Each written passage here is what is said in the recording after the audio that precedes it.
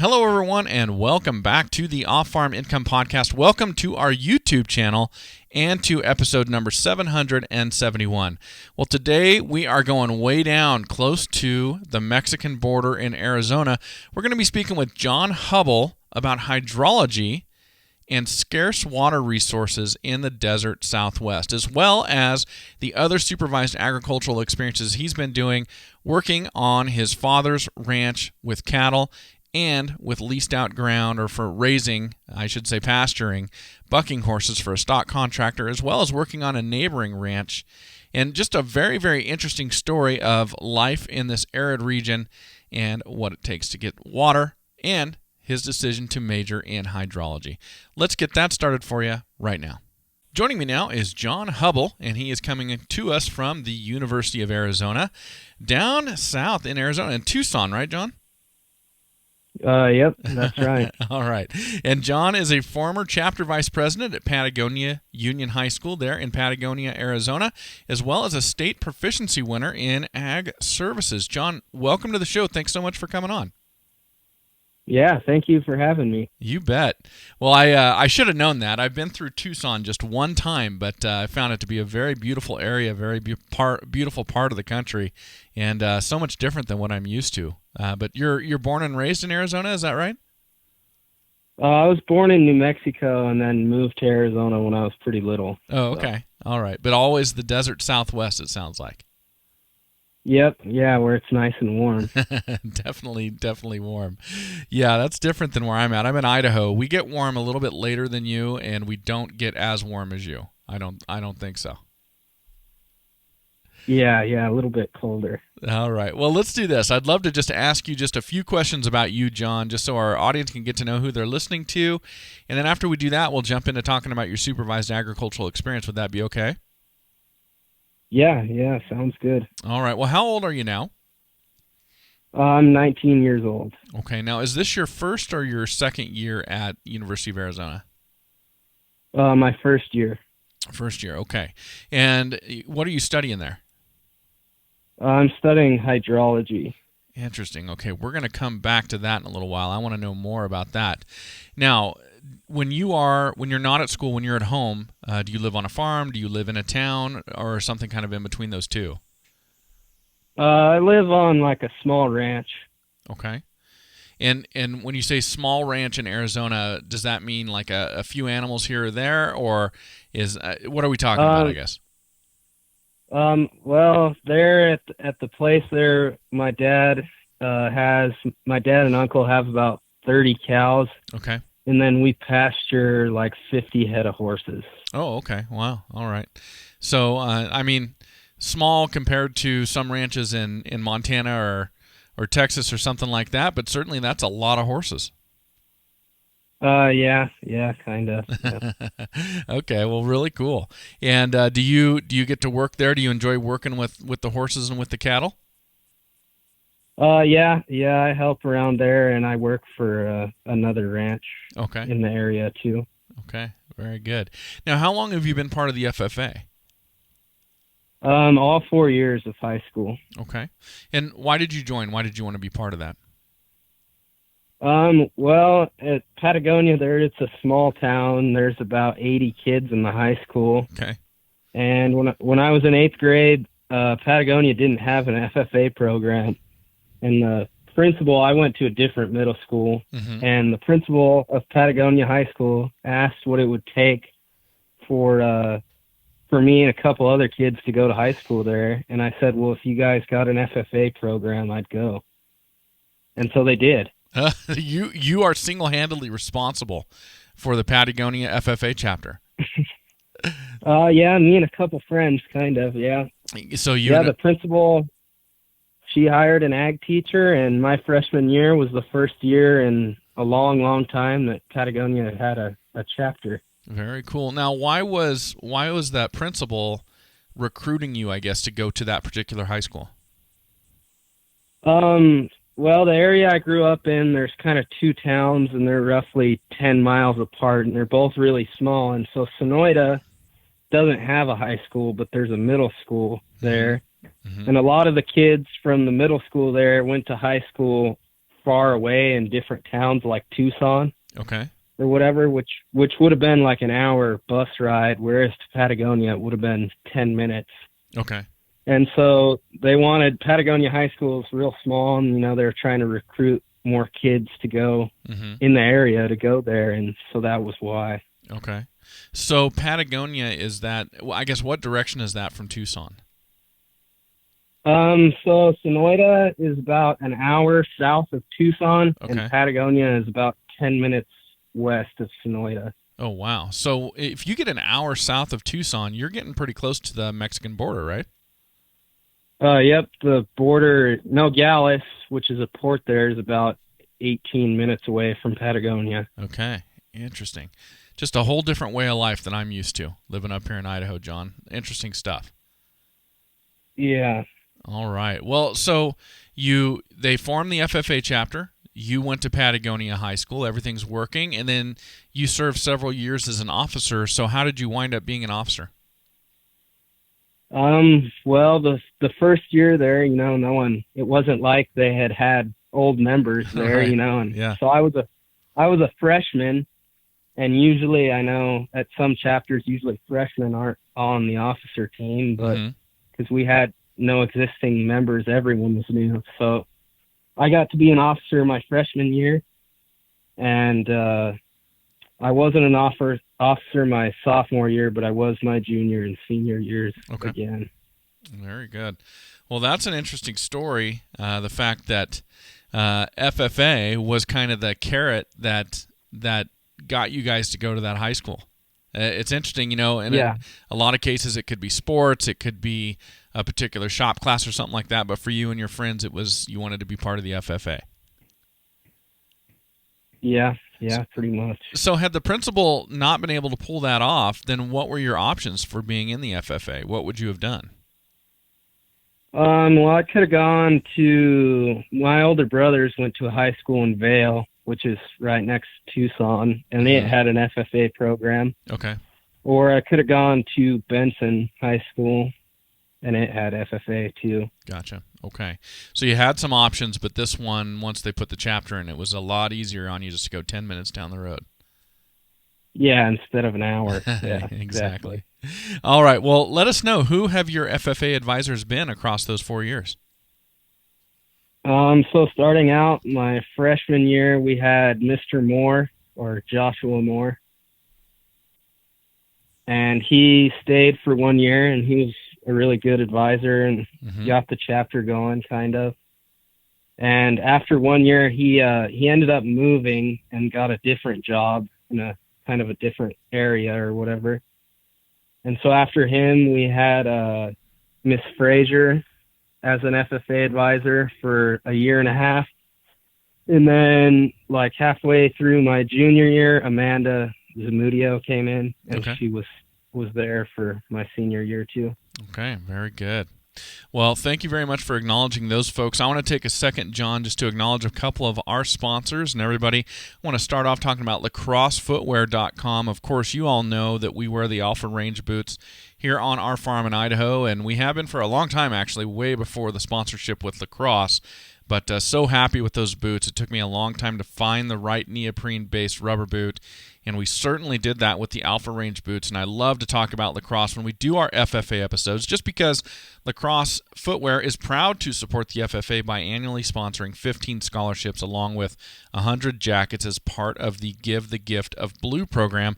So it's always just a pleasure to talk about them when we're doing an FFA episode. So please check them out over at lacrossefootwear.com. And of course, I want to bring up Powder River Livestock Handling Equipment. They have been a long-standing sponsor of this show, and I'm just so proud to have them as a sponsor. I've either known of or been using Powder River products, it seems like my whole life now out here in the West.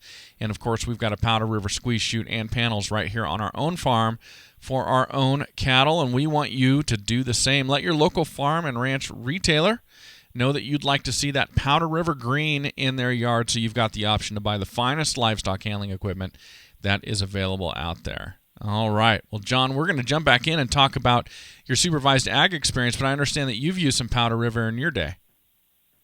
Yep. Down here in Arizona, there's quite quite common to see Powder River panels on ranches. Yeah.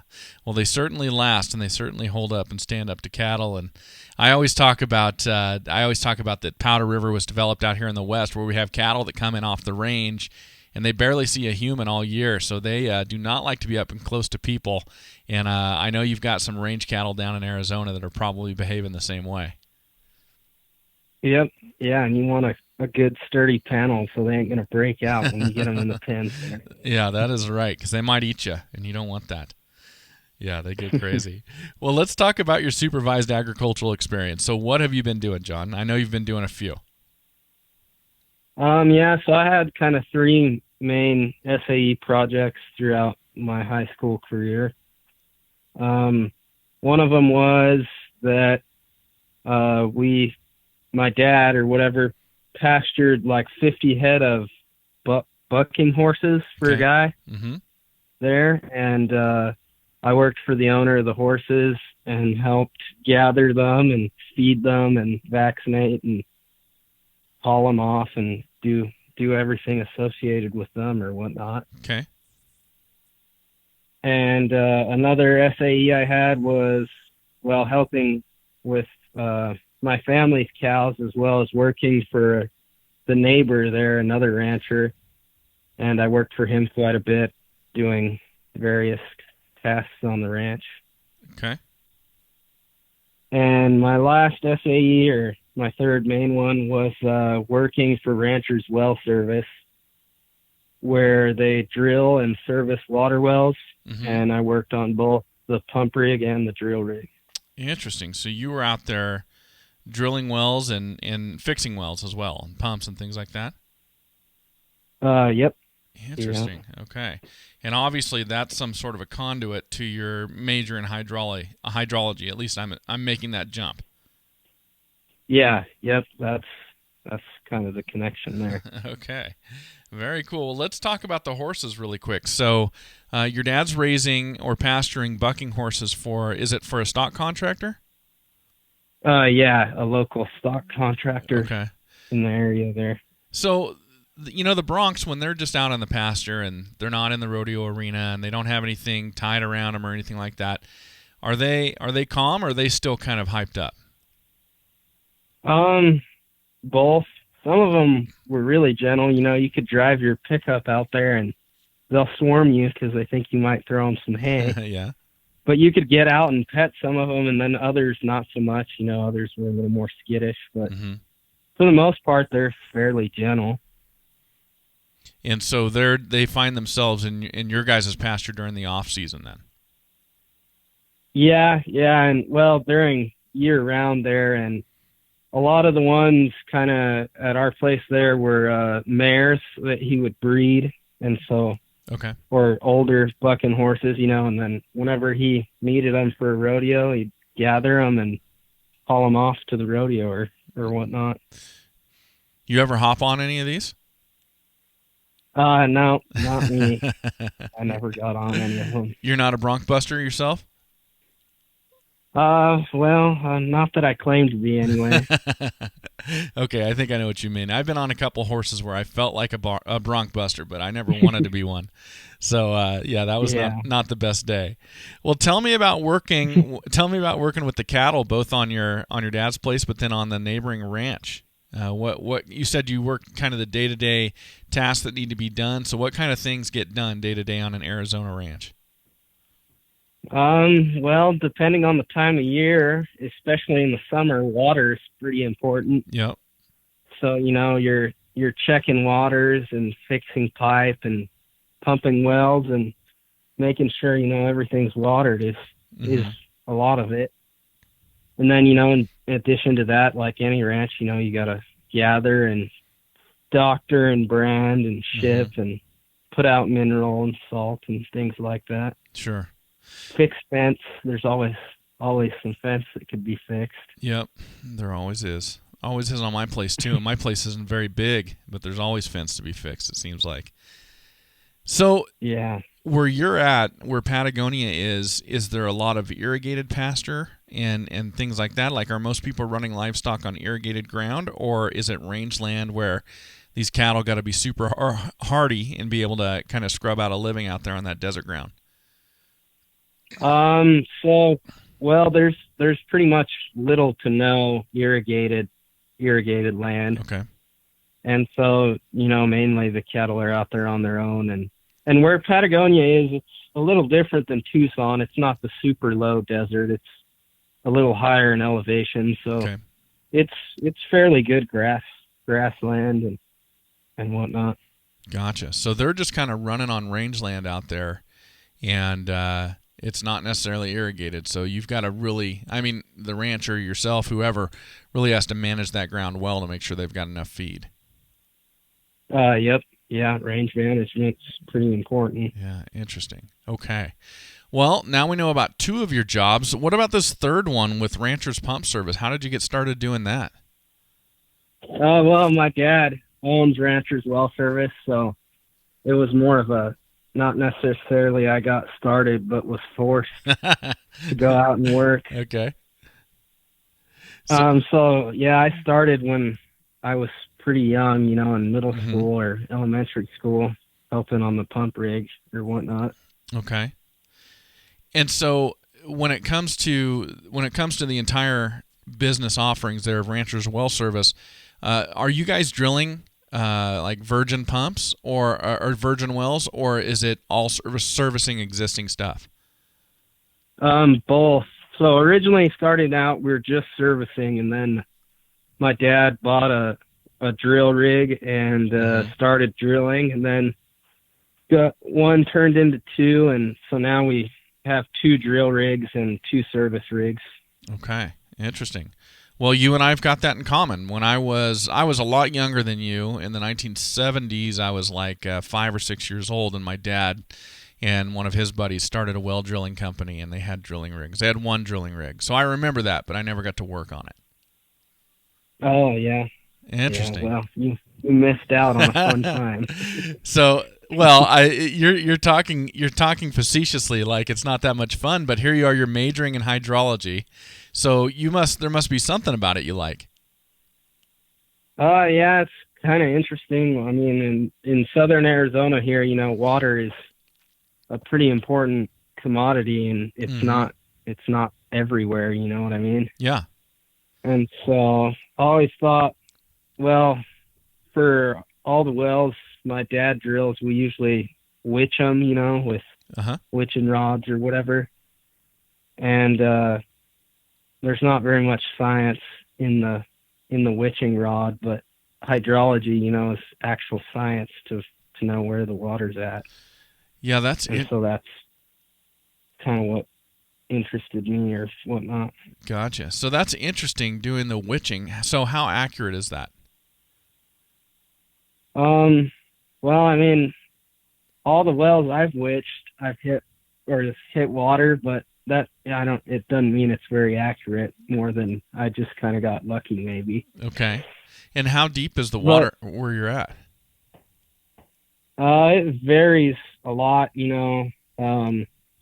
some wells, maybe closer to Tucson or somewhere maybe 700 feet deep. Mm-hmm.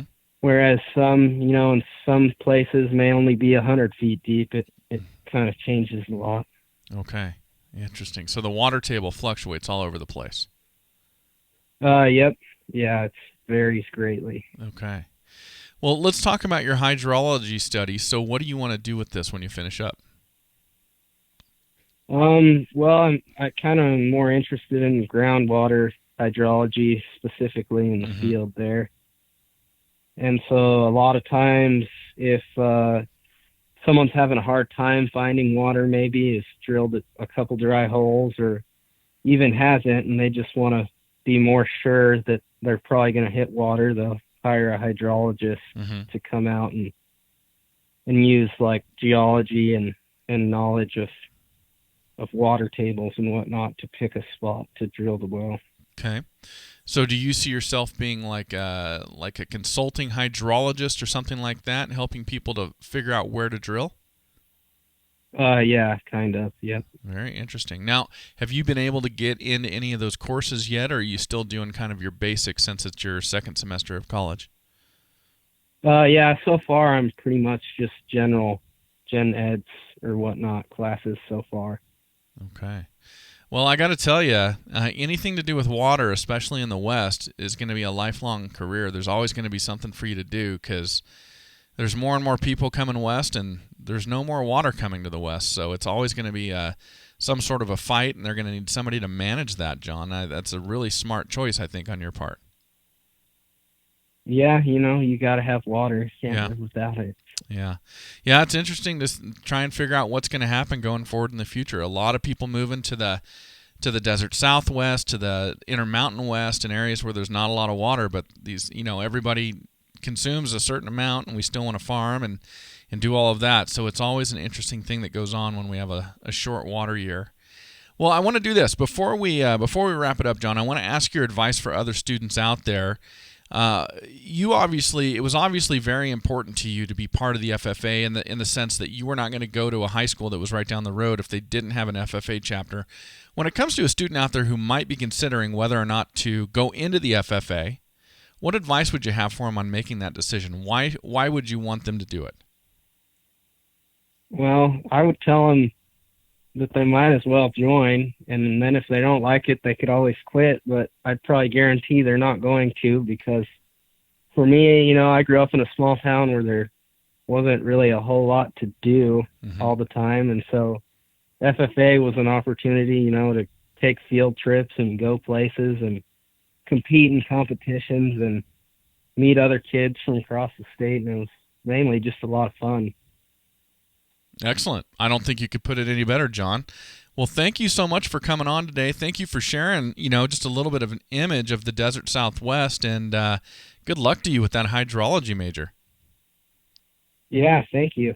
Well, thank you for being here, everybody, and thank you very much for being part of the Off-Farm Income Podcast. As always, enjoy your journey to the ultimate lifestyle business, agriculture.